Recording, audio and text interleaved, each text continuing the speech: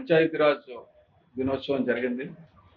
పంచాయతీరాజ్లో ఆంధ్రప్రదేశ్ని అగ్రగామిగా నిలబెట్టిన మన పవన్ కళ్యాణ్ గారికి ధన్యవాదాలు తెలియజేస్తున్నాను. ఎందుకంటే మహాత్మా గాంధీ గారు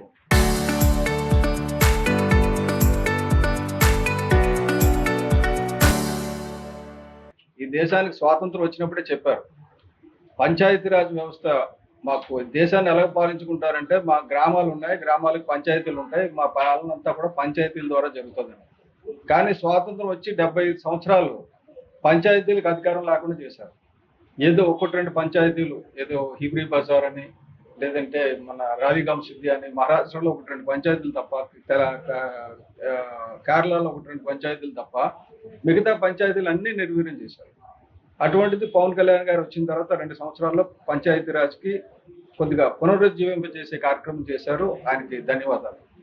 అయితే ప్రపంచం మొత్తం ఒక వాతావరణ పరిస్థితి, ఎందుకంటే ఉష్ణోగ్రత పెరిగిపోయి భూతాపం పెరిగిపోయి ప్రపంచంలో అత్యంత ప్రమాదకరమైన స్థాయిలో ఉన్న దేశాల్లో భారతదేశం కూడా చేరింది. సో కాబట్టి ఇక్కడ పర్యావరణాన్ని పరిరక్షించుకోవాల్సిన ఆవశ్యకత చాలా ఎక్కువ ఉంది. ఇక్కడ ఉన్న వెట్లాండ్స్ని ఇదివరకు ఆయన ఐడెంటిఫై చేసి ప్రొటెక్ట్ చేస్తామని చెప్పారు. కానీ కొల్లేరు విషయంలో పవన్ కళ్యాణ్ గారు ప్రత్యేక శ్రద్ధ తీసుకోవాల్సిన అవసరం ఉంది. ఎందుకంటే ఈ కొల్లేరు అనేది ప్రపంచ పర్యావరణానికి సంబంధించింది. ఆసియాలో అతిపెద్ద మంచినీటి సరస్సుని దొరికే చెప్పాం. ఇప్పుడు నిన్న కాక మొన్న 20వ తారీఖుని సెంట్రల్ ఎంపవర్మెంట్ కమిటీ, అంటే సుప్రీంకోర్టు నియమించిన సెంట్రల్ ఎంపవర్మెంట్ కమిటీ ముందు మన రాష్ట్ర ప్రభుత్వం ఒక నివేదిక సమర్పించాలి. ఆ నివేదిక సమర్పించలేకపోగా వాళ్ళు ఏమడిగారంటే, నివేదిక దేని గురించి అంటే సరిహద్దులు నిర్ణయిస్తూ నివేదిక కావాలి. అటువంటి సరిహద్దులు నిర్ణయిస్తూ ఇవ్వాల్సిన నివేదికని ఇంకా కొంత గడువు కోరితే వాళ్ళు చాలా అసహనం వ్యక్తం చేసి చీవాట్లు పెట్టారనేది వార్త. అయితే పేపర్లో రకరకాలుగా వచ్చింది, మొత్తం ఒక 20,000 సపరేట్ చేసేస్తున్నారని వచ్చింది. తర్వాత ఇంగ్లీష్ పేపర్లో ఒక రకంగా వచ్చింది. ఇవన్నీ చూస్తే ఒక కన్ఫ్యూజన్ ఉంది.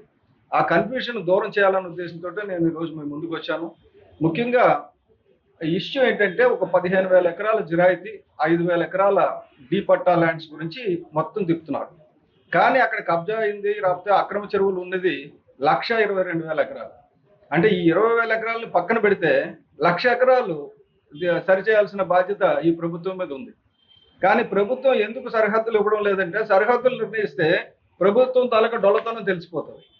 నెక్స్ట్ ఇందులో అందరూ దొంగలే, ఏ ప్రభుత్వం కూడా కాదు. ఇదివరకు టీడీపీ, వైసీపీ, అంతకుముందు కాంగ్రెస్, ఇప్పుడున్న కూటమి అందరూ కూడా భాగస్వాములాగా ఉన్నారు. నేను ఇది ముఖ్యమంత్రులకు తెలుసో, పర్యావరణ శాఖ మంత్రికి తెలుసో జరుగుతుందని చెప్పను, కానీ వాళ్ళకి బాధ్యత ఉంటుంది. లాల్ బహదూర్ శాస్త్రి గారు ఎక్కడో ట్రైన్ యాక్సిడెంట్ అయితే ఆయన రైల్వే మంత్రిత్వ పదవికి రాజీనామా చేశారు. ఆయన ఎందుకు రాజీనామా చేశారంటే, బాధ్యత వహించి ఒక గేట్ మ్యాన్ చేసిన తప్పని. అటువంటిది 1,00,000 ఎకరాలు కబ్జా అయితే, కొల్లేరు సరస్సు కబ్జా అయితే, అక్కడ అక్రమ చేపల చెరువులు జరుగుతుంటే సుప్రీంకోర్టు 2006లో తీయమని చెప్తే 2008లో 45,000 ఎకరాలు అది తొలగించి మళ్ళీ 1,20,000 ఎకరాలు ఆక్యుపై చేశారు. అంటే సుప్రీంకోర్టు ఉల్లంఘన, మనకు చిత్తశుద్ధి లేకపోవడం. మన ముఖ్యమంత్రి గారు ఇప్పుడు అసెంబ్లీలో తీర్మానం పెట్టి 20,000 ఎకరాలు మీరు అందులోంచి తొలగించండి అన్నారు. సరే, 20,000 ఎకరాలు తొలగించారు అనుకుందాం, మిగతా 1,00,000 ఎకరాల సంగతి ఏంటి? ఎందుకు మీరు సరిహద్దులు ఇవ్వలేకపోతున్నారు? నేను ఇవ్వగలేనిది సరిహద్దులు. ఒక సాధారణ పౌరుణ్ణి నేను బోర్డర్స్ తీసుకొని గత 50 సంవత్సరాలుగా కొల్లేరు ఎలా విధ్వంసం అయిందో నేను ఆధారాలతో సహా పైన పెట్టినప్పుడు యంత్రాంగం అంతా చేతిలో పెట్టుకొని ప్రభుత్వాలు ఏం చేస్తున్నాయి? అది నేను ప్రభుత్వాన్ని తప్పడుతున్నాను. పవన్ కళ్యాణ్ గారు ముఖ్యంగా ఈ కొల్లేరు విషయంలో పవన్ కళ్యాణ్ గారు చిత్తశుద్ధితో వ్యవహరిస్తారని ఆశిస్తున్నాను. ఎందుకంటే అది ఇవాళ ఒక్కరోజు వచ్చిన సమస్య కాదు, ఒక్కరోజుతో పోవడానికి. కానీ ఈ 20,000 ఎకరాలు ఏదైతే 15,000 జిరాయితీ, 5,000 డీ పట్టా ఉంది, ఇది పక్కన పెట్టి మిగతా సరిచేయండి. దాన్ని సరిచేయడానికి అడ్డులేదు కదా. అప్పుడు కొల్లేరు ప్రజలు కానీ, కొల్లేరులో ఉన్న వాళ్ళు కానీ ఎవరు అడ్డు పెట్టరు కదా. కానీ చేపల చెరువుల నుంచి వచ్చే ఆదాయం పోతుంది, అది గుర్తుపెట్టుకోండి. ఒకవేళ చేపల చెరువుల నుంచి వచ్చిన ఆదాయం పోయినా పర్వాలేదు, నాకు పర్యావరణం ముఖ్యం అనుకుంటే సరిచేయండి. చెరువుకు అడ్డుగా రోడ్డు వేస్తున్నారు, అది చాలా ఇంపార్టెంట్ ఏరియా. అది దాన్ని నేను నిన్నంతా మ్యాప్లన్నీ తీసుకున్నాను.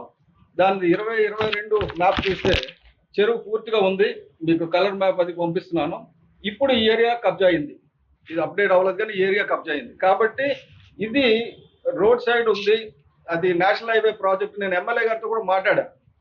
బత్తుల బలరామకృష్ణ గారితో మాట్లాడితే ఆయన ఏమన్నారంటే ఇది ఎన్హెచ్ఐ ప్రాజెక్ట్ సార్, మనకు తెలియదు అన్నారు. కనుక్కోండి, ఎన్హెచ్ఐ అయినా ఏదైనా సరే పర్యావరణానికి ఏది అతీతం కాదు. లేకపోతే మళ్ళీ దాన్ని తొలగించవలసి వస్తుంది ఎవరైనా అబ్జెక్షన్ చేస్తే.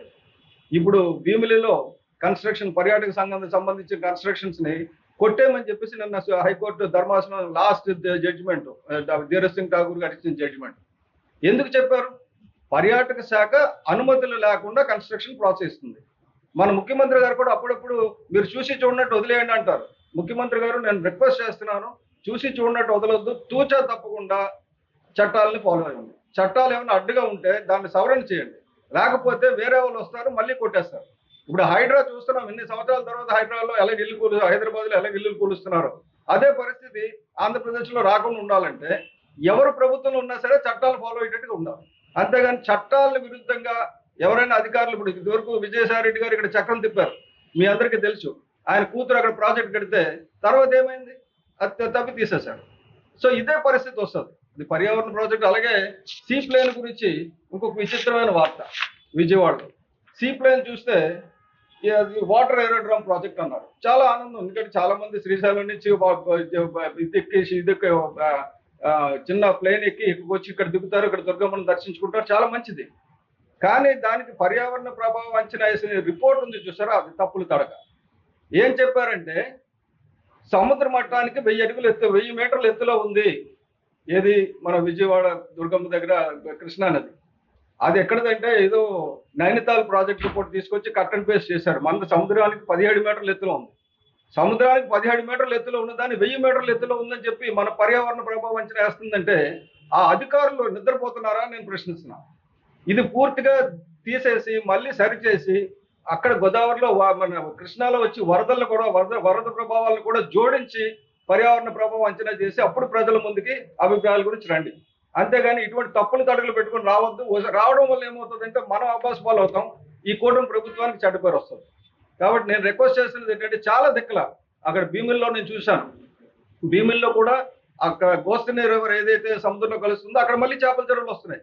ఎలాగొస్తాయండి చేపల చెరువులు? నది గర్భంలో అది ఎక్కువ సెన్సిటివ్ జోన్ లో చేపల చెరువులు కట్టడానికి ఎవరిస్తాడు అథారిటీ? ఏం పర్యావరణ శాఖ పడుకుందా ఇక్కడ?